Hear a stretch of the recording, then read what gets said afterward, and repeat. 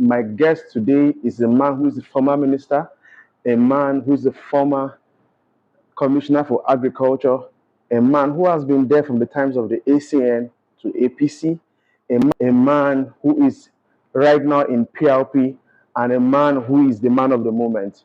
You're welcome to my show, sir. My pleasure. Thank you. Thank you very much, sir.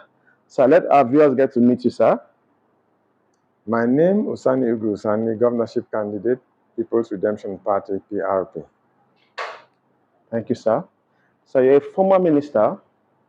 Let's talk about when you were minister. How's your scorecard? Well, it is said the ice is not itself, but by reflection. We can only show you what you have done and let the evaluation give you the impression of what you will estimate as our success rate or otherwise. So that we will do by documentation that we can present to you. But I'll tell you in terms of applying the real implications and connotations of development. There are different levels of development, incidentally. Okay. Development is a word that everybody uses, but I do not know how many people understand what development actually implies vis-a-vis the application of the term when we're talking about building societies. The most fundamental in development today, taken from our different worlds, should be understood to mean what best impacts on humans for progression in their choices based on skills acquired. And what that will mean is that if you decide to be a carpenter, how do we promote your skills in that profession to be the best in that field? And for some societies, what development means is probably provision of amenities or enablement for people to live minimum life standards. And for others, it is when one person in a community has a reason to rejoice, the community owns that source of joy and owns the person. Each of them applies differently, separately, creating different levels in the development gamut. So for me, I know that we initiated programs, projects, all tending toward development so that we did not leave gaps in the faces depending on the development of a particular society or community. But that will amount to a lecture if I want to go into each of them in discrete terms.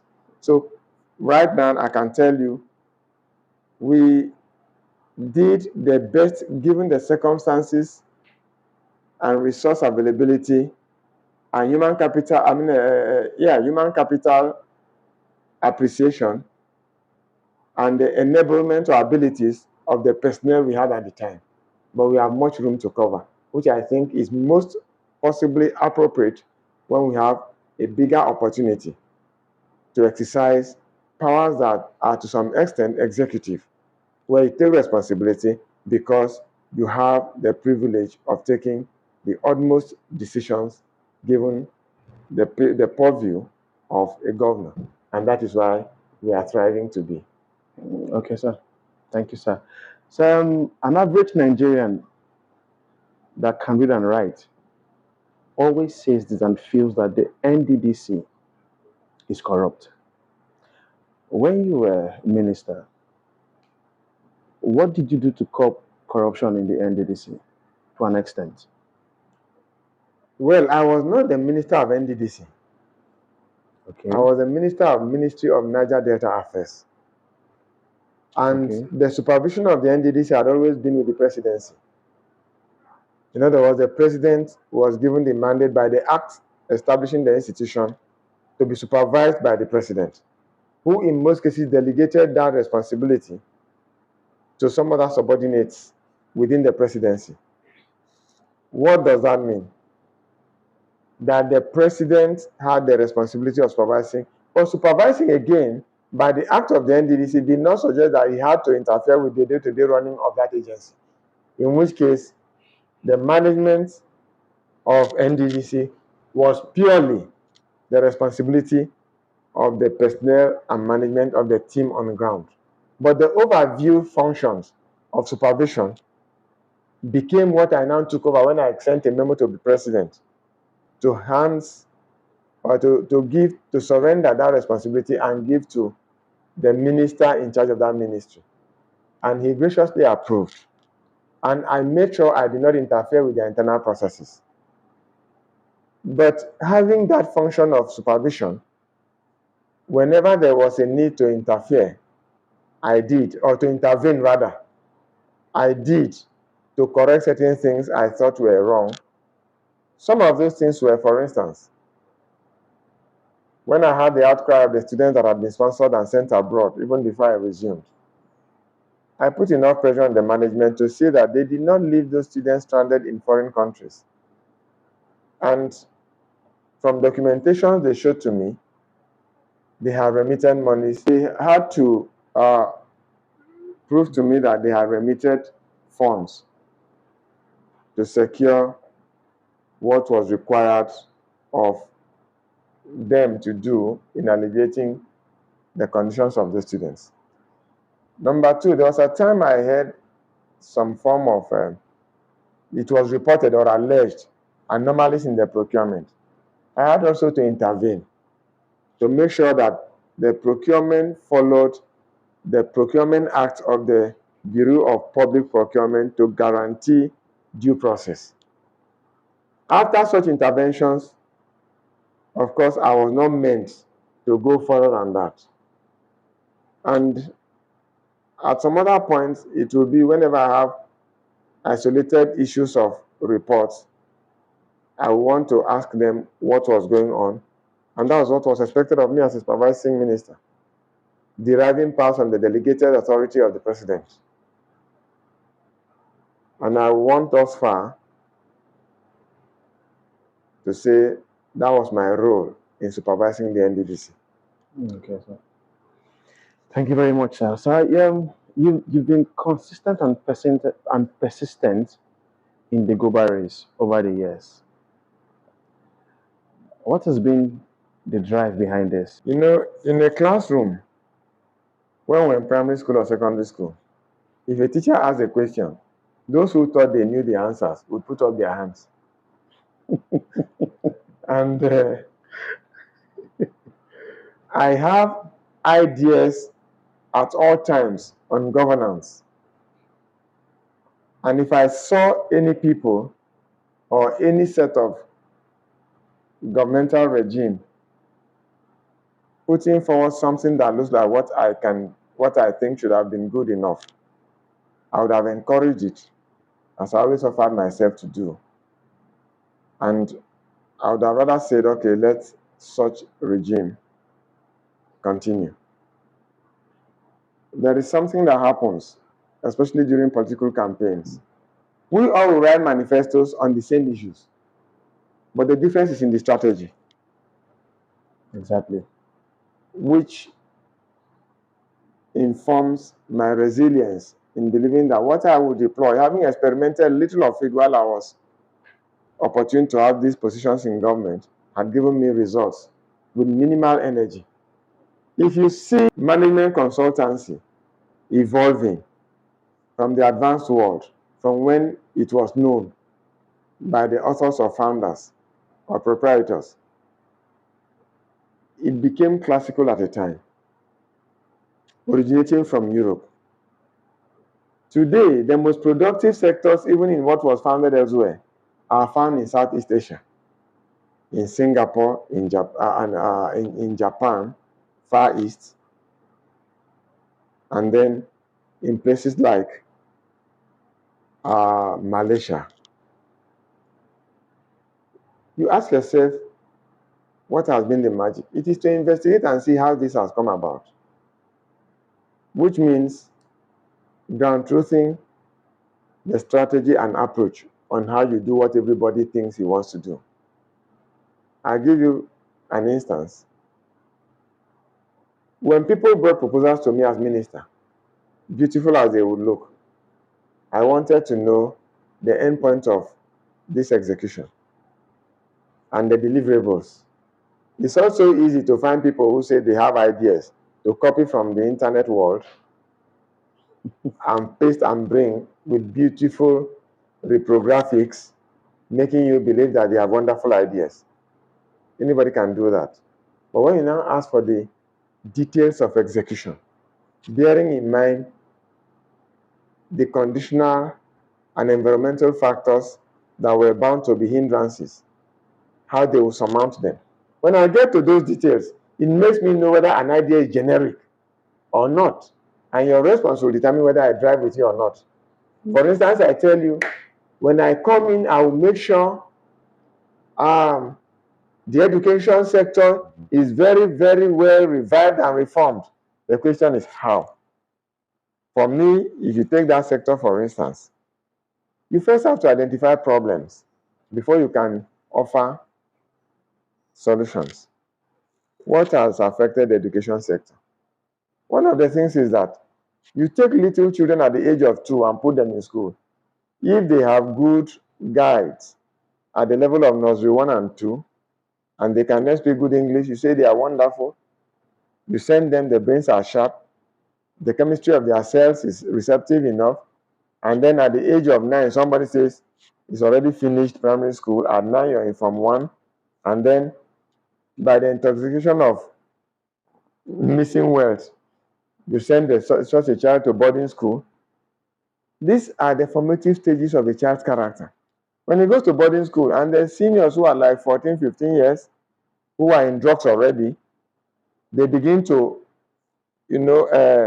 induce such children, and what they take down from the outside into the family becomes nuisance, and you are not able to mold the character of the child. He finishes school, becomes a drug addict.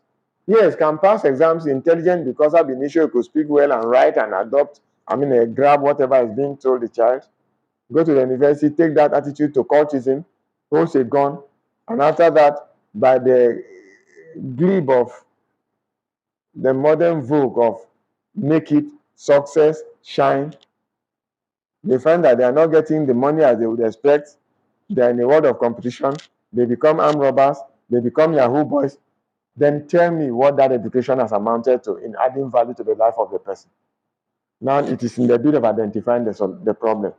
Then it tells you that there's a certain age limit within which a child should not be exposed to certain environments.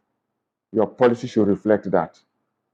Number 2, look at the teachers who are today teaching the children. I graduate, I have a first class in mathematics, therefore I'm fit to teach mathematics in secondary school.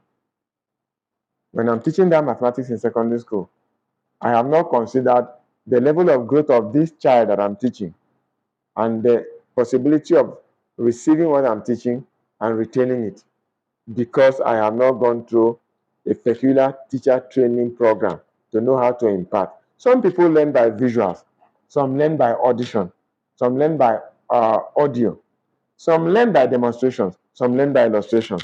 Then it tells you that teaching methods are very important. And then you know that it's important to bring back teacher training colleges where those things are taught, so that you equip your teachers to teach the children. So I tell you that's why I'm talking about the strategy, approach, and methodology of implementing whatever program you have. Otherwise, you start always and you cannot go further because you do not address the fundamental problems from the very foundation.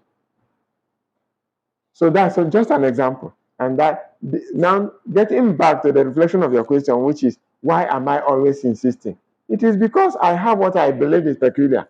Many others may have the same, but they do not have the courage to say I want to, or they do not have the interest in politics to say they want to be governor. There's others who may even have better strategies than I have. But because they are not interested in the politics, you will not hear about it. So it's not as if I'm the best, but it is because I have the passion which relates with what I have. And I believe in getting that opportunity, we will be able to also partner with others as we source materials in skills and vocations to be able to implement that which I have. Wow. And then more so, if evil men have the confidence to always present themselves, why shouldn't I, who knows that I have a better thing and a better spirit. And I'm guided by the influence of the Spirit of God. Why shouldn't I? Why should I be shy to project what is superior to what we see? If native doctors can want to be in government and parliaments, if murderers, assassins can present themselves to the public, why shouldn't I, who is purer? With all forms of modesty, I know I'm purer than many of them. Not in morals, but in affecting lives as it were, to sustain it, promote it, and brighten the future of people in society. Just to Sir, I stand to be corrected, but you've been a member of the ACN and you're a founding member of the APC. So how come it's the PRP? yeah. This is not the first time I'm finding a new cause. In the beginning, in 2003, of course, I contested in the NDP, National Democratic Party. And when I felt unjustly treated because there was no room to contest the primaries, which I was ready to present myself for, instead the ticket was just given to Major Biodo. I had to move to another party called the New Democrats, where I contested the election of 2003. And in 2012, of course, I contested under the ACN. An ACN legacy party in the part of the formation of APC. Naturally, I belonged there in the APC. And when we were building the APC, if you were part of the cross-river electoral population, you would have heard how they were mocking us, laughing at us. But I'm not a man who acts by public ovation. I act by conviction. I was sure I wanted there where I belonged to remain there because I had in every form detested what was going on in the PDP. In the PDP, I can boldly tell you that there was never order. There was no rule. There was no principle. There was no adherence to process. There was no procedure. It was a misgrill of what I would call incontinence. How do I prove that? It is the confession of those of them that were their members. Because when they came to APC, they kept saying, all our days in the PDP, we have never seen the copy of the PDP constitution.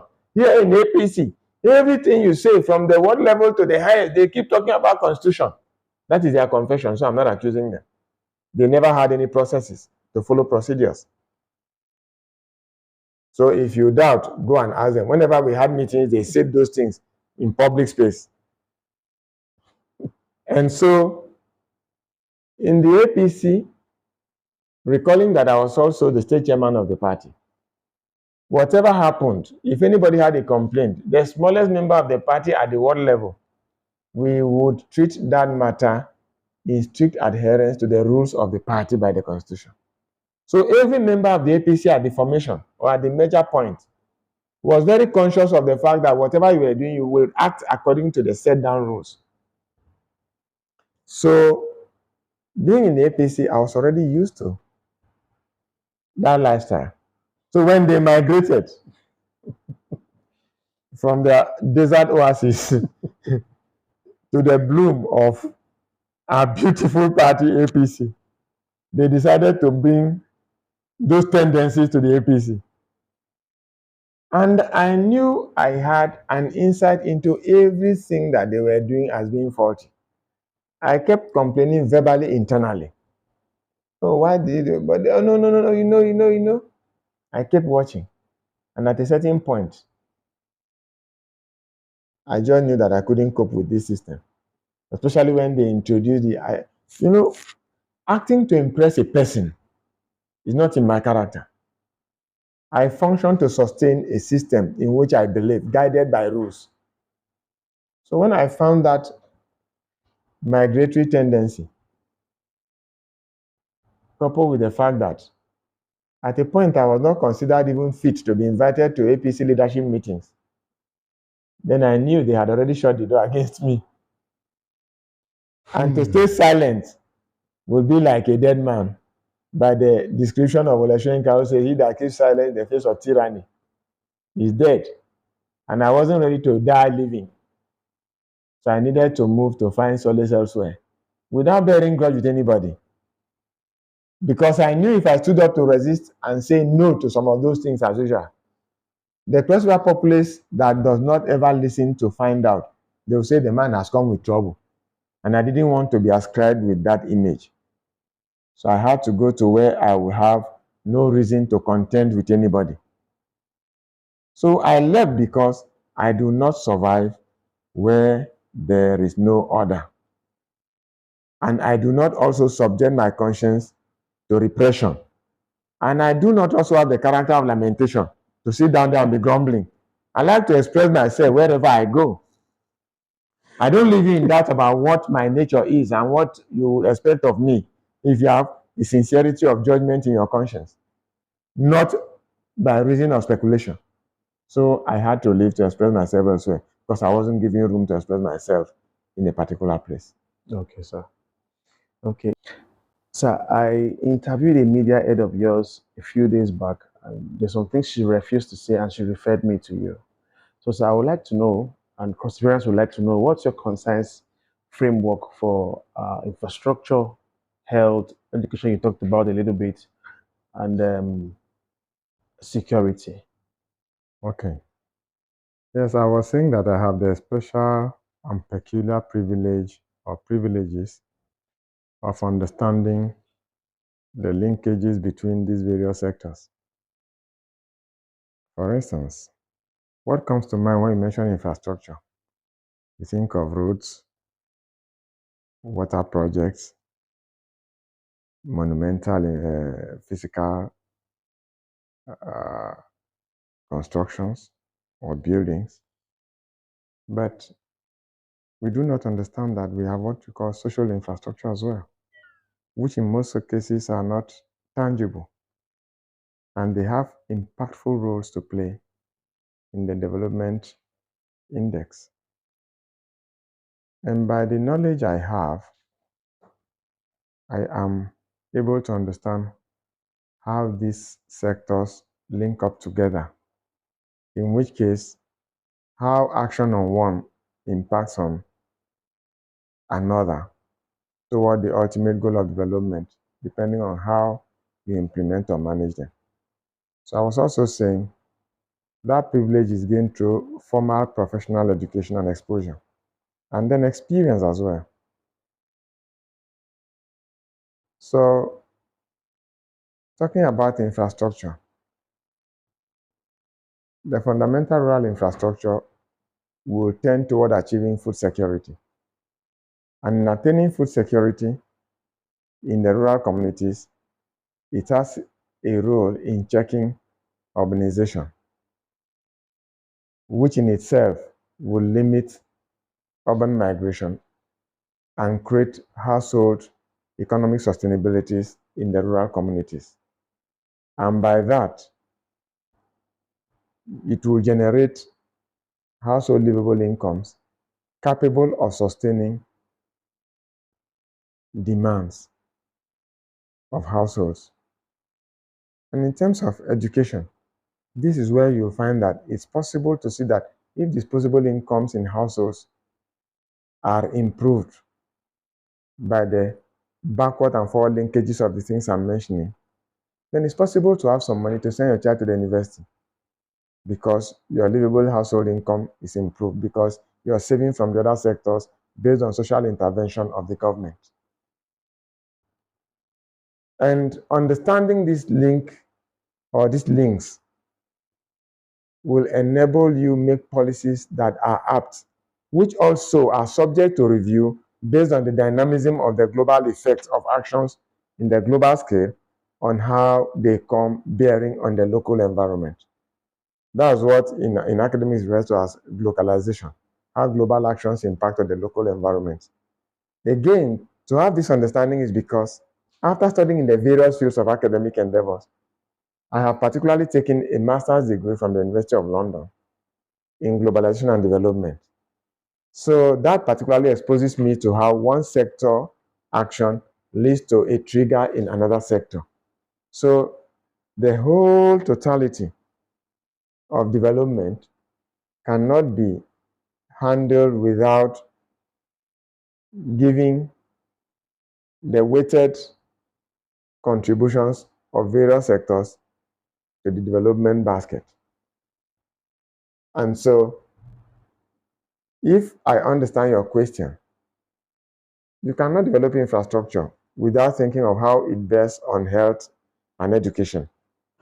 And what infrastructure means, while you have the physical infrastructure, you have the social intangible infrastructure, which is how your social distance with mine and our interaction on what subject impacts on what your skills are and how you want to apply the skills in what you want to do. When I talk like this, people who don't understand what I mean will think it's just academic. It's beyond academic because I've exercised it as a minister. And I have some tangible impact. And that is why we could stem down the tide of agitation in the Niger Delta. That is why we could also, given limited budgetary allocation, execute so much, because we caused people to be contributing to the progress without them knowing that they were making sacrifices. Because the policies were comfortable enough that could enable your convenience to be contributing without knowing that they were tasking your skills. It's all a function of how you understand how the things work. But locating them in isolated cases where people have to labor without seeing the linkages, first, is a burden of mental tax, which will make people already become wary. So they become apprehensive, and so you don't find their cooperation, and so you eventually fail, and it looks like you cannot govern the people. Sir, it's youth o'clock. It's obvious. The Peter Obi movement makes it obvious that the youths are ready to take over the country by voting. So, sir, can we know what's peculiar about you and what you have in store for the youths of Cross River State? Good. I won't talk about I will. I will tell you I have. Okay. In 1995-96, I appointed Basi Ekwewa. He was still an undergraduate, the public relations officer of Rovers Football Club Management. While my salary was still 1,200 naira, I approved a salary scale of 2,500 for him. In 1997, when I was moved to Ministry of Agriculture, Water Resources and Rural Development, that was the first demonstration of having people without boundaries of territory, as per tribe and clan, to benefit from the estates that were located or are located in the central and northern parts of the state. What did I do? Nobody ever heard about cocoa allocation to people in terms of smallholder parcellations. I initiated that, printed forms, distributed in the state, and people filled. And when we gave the allocation, it was from Obanliku local government area to Bakassi. We did not discriminate that this person is not from there, is from there. And we gave allocation to, I think, a minimum of 1,200 people, many of them youths. And that is why you saw at that time, many people decided to go into this, what you call Okada. Okada is not our own terminology. You have imported it from elsewhere. The closest we used to know was Akaoke, taken from the Akwa Ibom. Yes. We have no particular balance for it. And young people, that was peculiar only in Calabar. When we were in secondary school, it's only when we traveled to Calabar we found that motorcycles were used for transportation. But that boom came on high because of this thing I did. And young people now open businesses. Until now, when I go for campaigns, people will rise up and say, The first 100,000 naira I held, the first 150,000 naira I held was when you gave me this paper allocation without seeing your face. I didn't know you, and so on and so forth. Because there's something I did. I formed a cocoa management committee, and I appointed a committee to handle that, discreet from the ministry interference, because I knew what the ministry staff would want to do. And these were people taken from the private sector. So they gave such allocations. And then the best equerry I mentioned, he was still awaiting law school results when we encouraged him and patronized him to enter the House of Assembly. Imagine how old he was in 1999. When Godieta in 1998, we put him in the House of, as chairman of the Akko local government area, who later became commissioner under, I think, Liel or Ayade, one of them. Ask yourself how old he was. When Ikpipo Sakpama was made a chairman of council in 1996 or 97, ask yourself how old he was. Today he's late anyway. Frank Ada, who became Speaker of the House of Assembly here, he just finished youth service. And he was introduced to me. And I prepared his ascension to being chairman of Obanliko local government area then. Why do I do this? I had the privileges when I was also a young person. And since I was able to learn on the job and put out my best and gain the experience, any other person can also achieve that. And so in Cross River State, when you see the elite politicians sit, one of the things they hold against me is Usani is working with small boys. For them to be a small boy means you have not had a chance to steal enough money to rob us of our commonwealth. So that's why I said I'm not going to say what I will do. I'll tell you what I have done, which will remain a trend to be promoted in larger scale when I become governor. I'll run a government with young people necessarily being relevant and significantly promoted in the government. But I charge you again, to be a youth is not a qualification. Of course. Because continually, I reckon that there are young fools as you have old clowns. So it's not a function of the seasons of age that make the content of a man. It is how prepared a man is and ready to apply himself to the work that makes you capable and able to perform a task you're given. So I'm already in the milieu of youths. It's not something I will learn to do. It's something that applies to my conscience, which I've been doing, which I'll promote further. And in a nutshell, why should Constituents vote for you? All right. Mentioning first 100 days, which has become like a tradition, for me is nothing. Assuming I enter office and the first 100 days I'm not given allocation from Abuja, what do you expect? I have to follow an agenda that will be of benefit to Cross Riverians, and I will begin my administration one day after swearing in, because I'm already setting the template.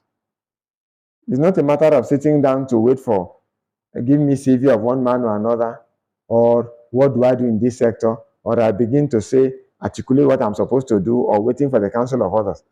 First, you have to appreciate that I have functioned within the Cross River State government in various capacities before Donald Duke came into office as governor. So I have basic understanding of what is obscure to many people today who govern Cross River State. There are certain assets of the state that are in some places. When the governor came to our party and I met him, I told him, if you want advice from me, call me, and I'll give you honestly to the best of how our state can progress. And I was ready to reveal some of those things to him. I also gave him a short note of 1 page. I said, when you spoke at SPA, you committed to holding an economic summit. I said, in my view, if you hold such an economic summit, I can make contributions that will enable you hold your successor accountable for how that economic summit will propel to a bridge between what you're leaving behind and what people should expect when they come in. I did that. And I said, I don't even need to be part of it. If you like, set up a committee to handle it, I can guide them. He promised to do it. Maybe he has done it, but I don't know. Now, your question is, on accountability and why people should vote for me. Sir. I've always been accountable. And if you are accountable, you won't shy away from public appearance. I've never shied away from public appearance. Accountability does not just mean how much did you get, how did you apply how much you got in terms of financial assets. Accountability also means explaining your actions to the people, being accountable to the people in policies, in political actions, in social interactions, in financial allocations and their expenditure patterns, and in managing the resources of the state, which are the true assets of the commonwealth of the people. So when you mention accountability, because just people just say account, so our minds are framed toward money, and you ignore other things, forgetting that money is the least factor in governance. Because if other things go right, the ideas can cause the generation of the money or financial resources to implement other things. And these are the peculiar skills that I know we have. In which case, why should people vote for me? People should vote for me because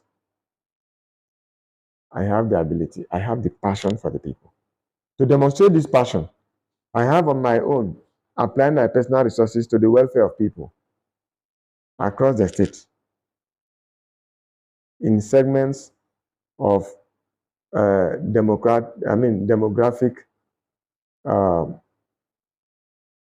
strata in society.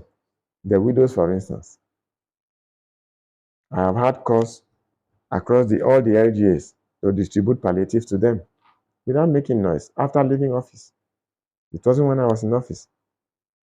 I've had calls also to carry out medical outreach on my own, and I experimented something.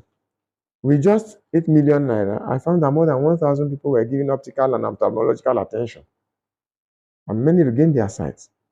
Many got their deteriorating sight remedied. That was an experiment for me.